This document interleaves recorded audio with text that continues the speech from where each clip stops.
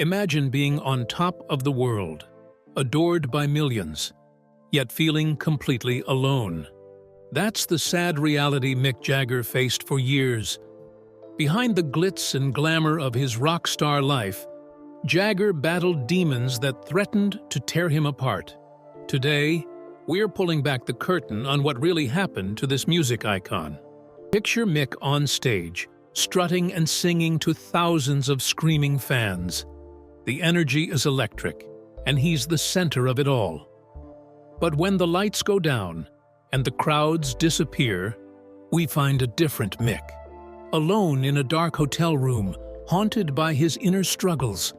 The truth is, the man behind the swagger has faced more personal challenges and heartbreak than most people know. From addiction to failed relationships, and even brushes with death, Jagger's life has been far from the non-stop party many imagine. In this video, we'll reveal shocking details about Jagger's life that even die-hard fans may not know. Get ready to see the real Mick Jagger, a man whose private pain often matched his public success. A childhood overshadowed, the making of Mick. Behind every swagger is a story. For Mick Jagger, that story starts in an unexpected place. His childhood home. What happened there that turned a shy boy into one of rock's biggest showmen?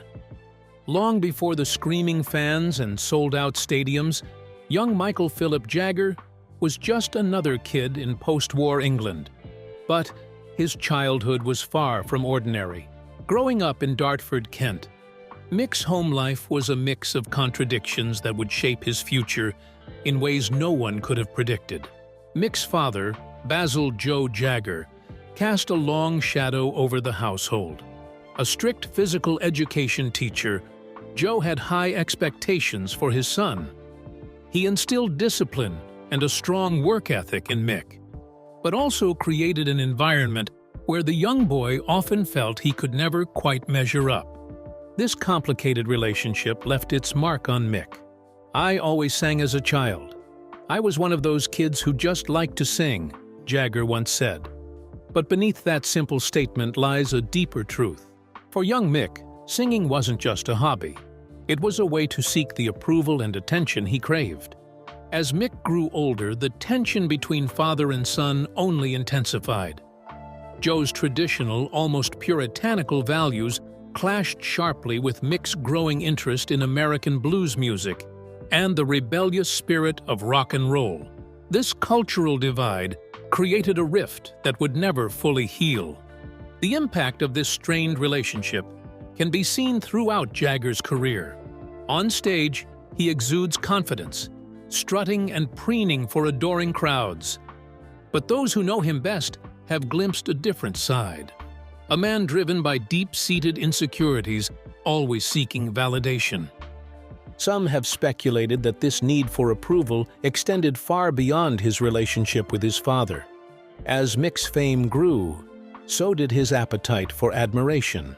The adoration of fans became a substitute for the acceptance he never felt he received at home. But like any addiction, it was never enough. Interestingly, Mick's childhood struggles also fueled his drive for success. The same need to prove himself that caused him pain as a child became the engine that propelled him to the top of the music world. Every sold-out show, every hit record was another chance to say, "See, I am worthy." But success came at a price. The relentless pursuit of fame and fortune left little room for genuine connections.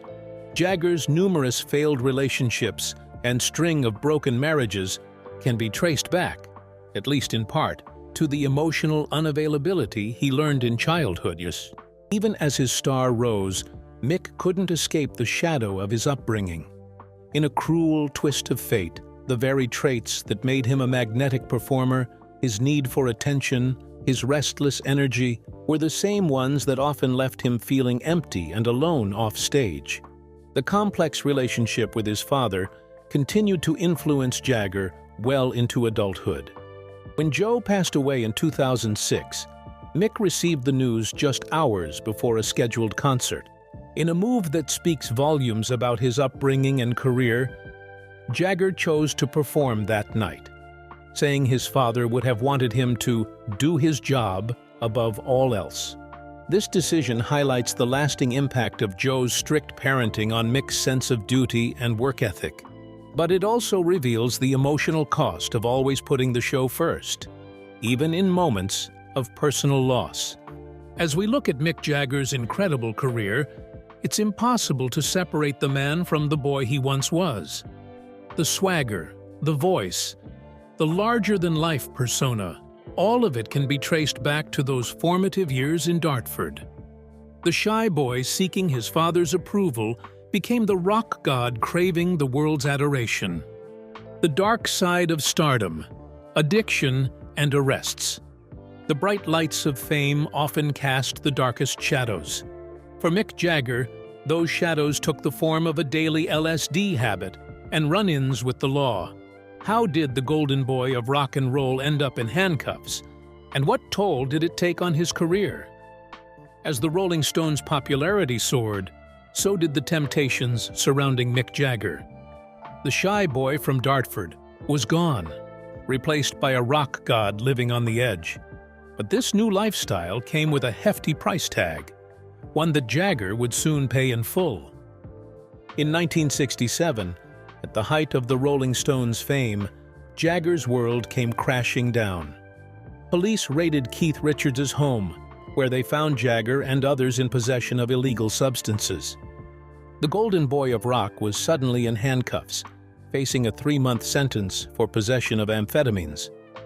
This was the height of the swinging 60s, a time when London was the epicenter of fashion, music, and youth culture. Jagger's arrest symbolized the clash between this new counterculture and the establishment. This arrest sent shockwaves through the music world. Jagger, the magnetic frontman who could command thousands of screaming fans, now found himself at the mercy of the legal system. The experience was, in Jagger's own words, unpleasant, made worse by the intense media scrutiny that followed. But this wasn't just a one-time slip-up. Jagger's relationship with drugs had become dangerously close. In a shocking admission, he later revealed that he had taken LSD daily for an entire year during the peak of his fame. This wasn't the glamorous rock star lifestyle fans imagined. It was a grim reality of addiction and self-destruction. The legal troubles didn't end with the 1967 arrest. Just a year later, in 1968, Jagger found himself in handcuffs again. This time, he was arrested for drug possession along with his girlfriend, Marianne Faithfull. The incident painted a picture of a chaotic personal life spiraling out of control. These high-profile arrests did more than just tarnish Jagger's public image. They exposed the dark underbelly of rock stardom, where the line between celebration and self-destruction was often blurred. The Rolling Stones, once seen as the bad boys of rock, were now viewed as genuinely dangerous influences. Jagger's struggles with addiction highlighted a painful irony.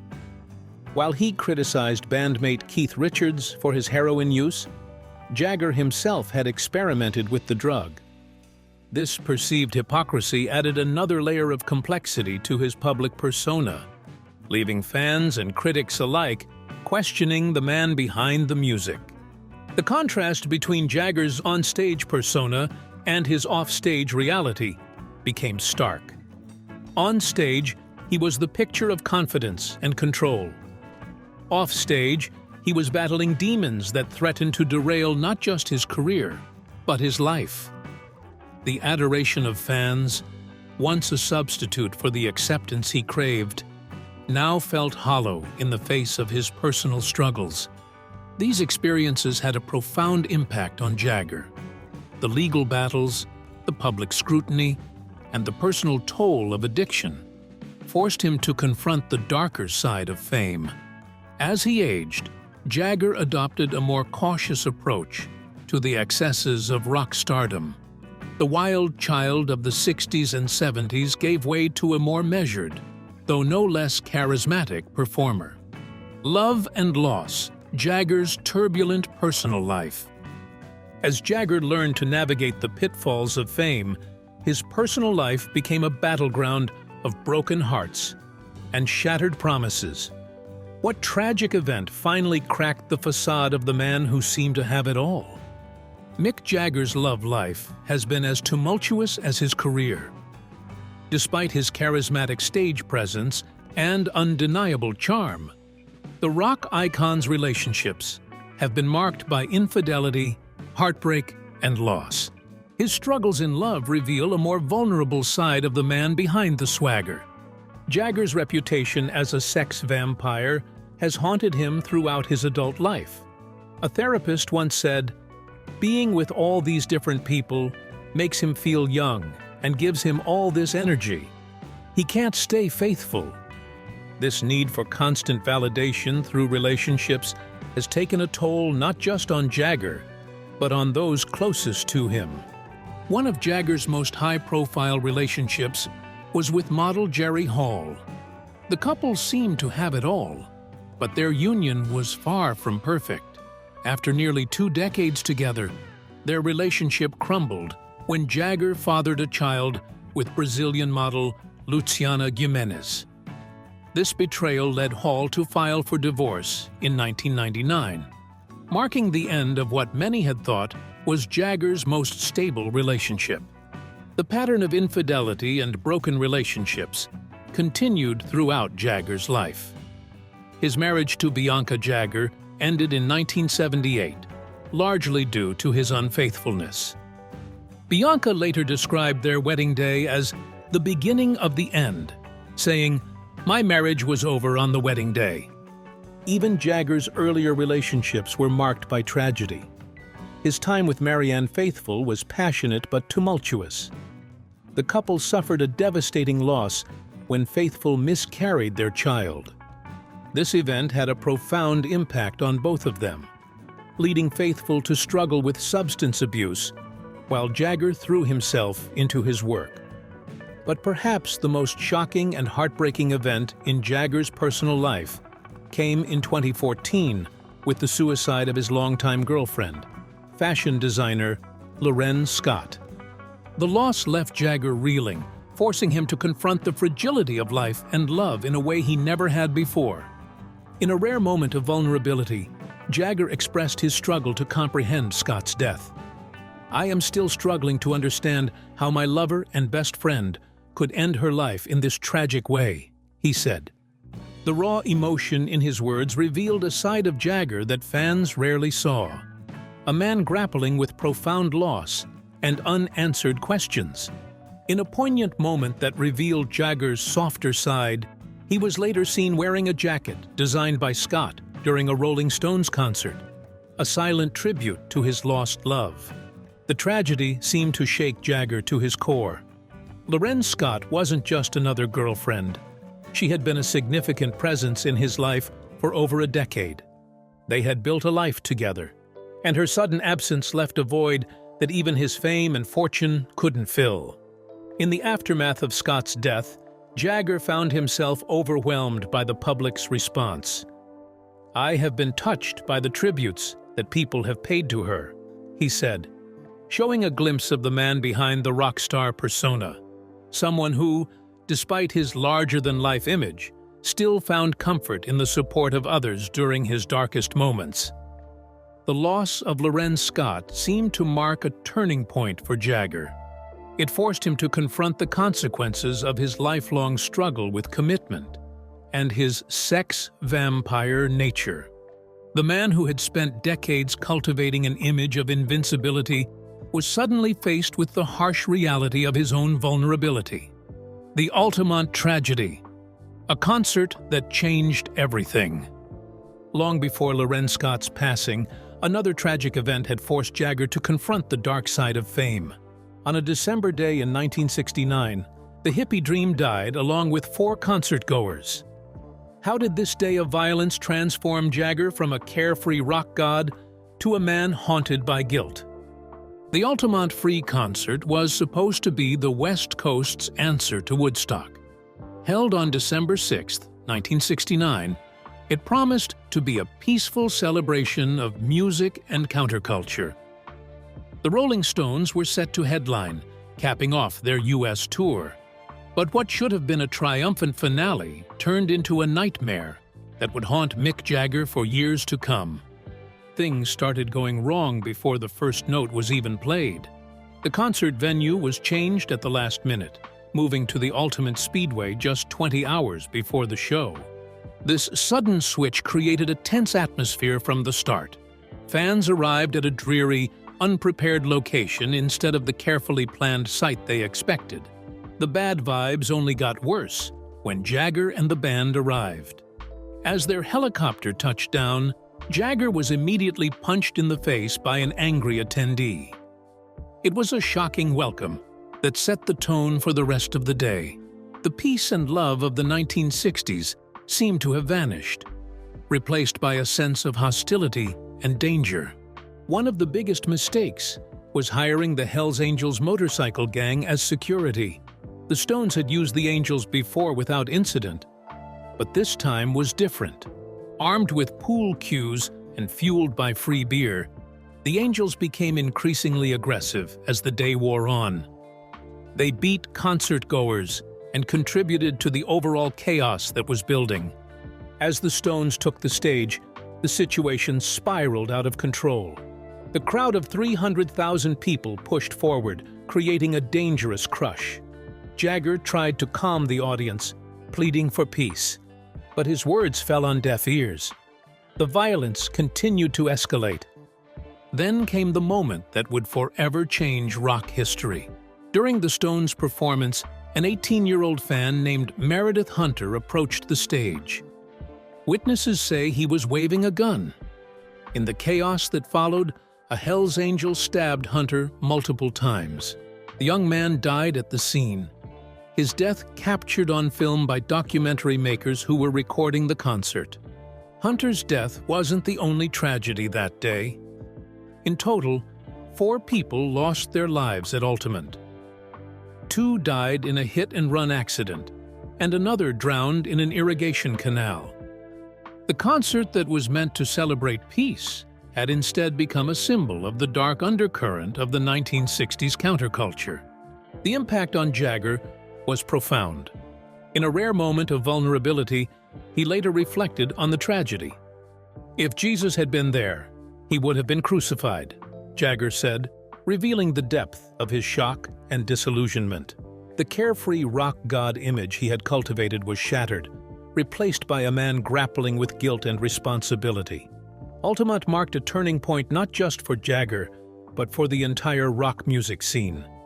The optimism of the 1960s was gone, replaced by a harsher reality.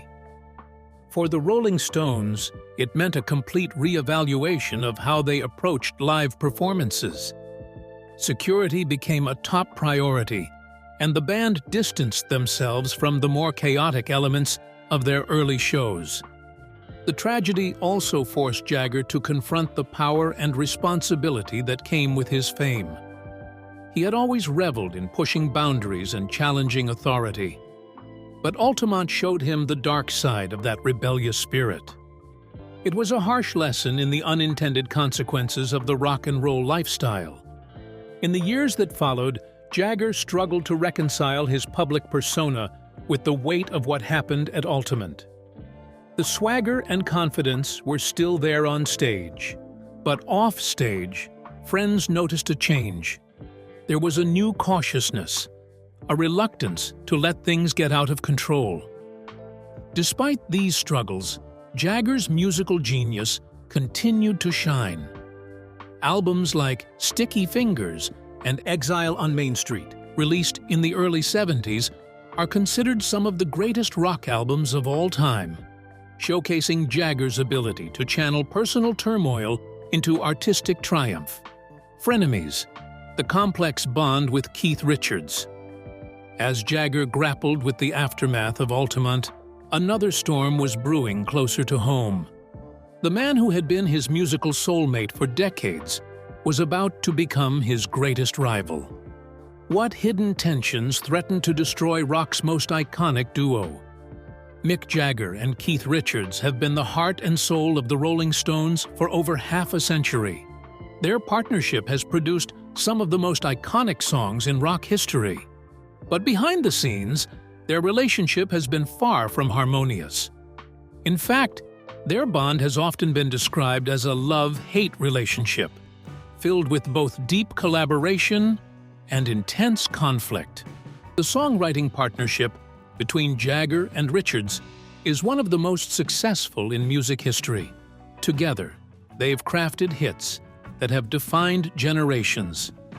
But their personal conflicts have often threatened to tear apart everything they've built. Keith Richards once described their differences as a family squabble, hinting at the depth of their connection despite their frequent disagreements. In the 1980s, tensions between Jagger and Richards reached a boiling point.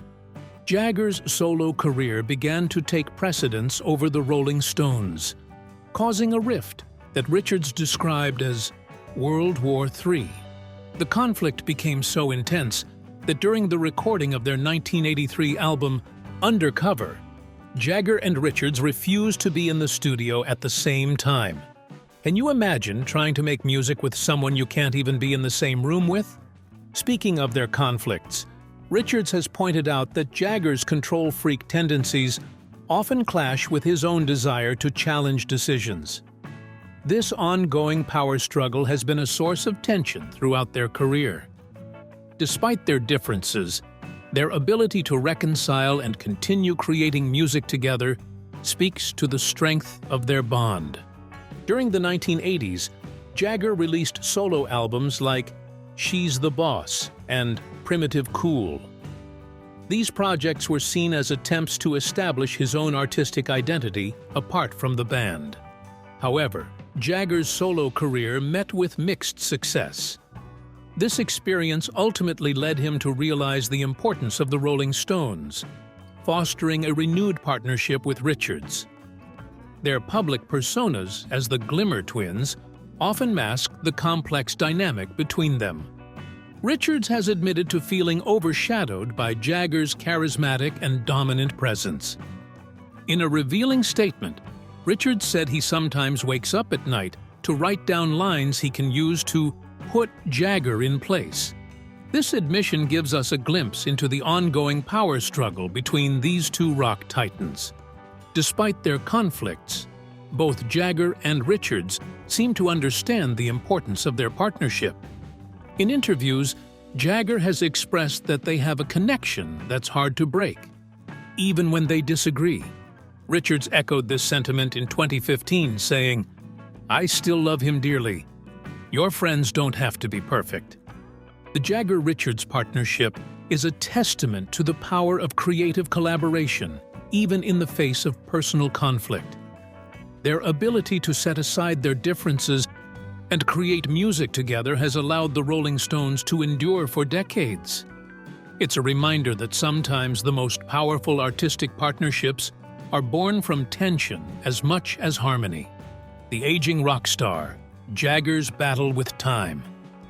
While Jagger and Richards weathered their personal storms, a more formidable opponent loomed on the horizon: Father Time himself. How would the man who once sang "Time is on my side" cope when the clock started ticking against him? For decades, Mick Jagger seemed to defy the aging process.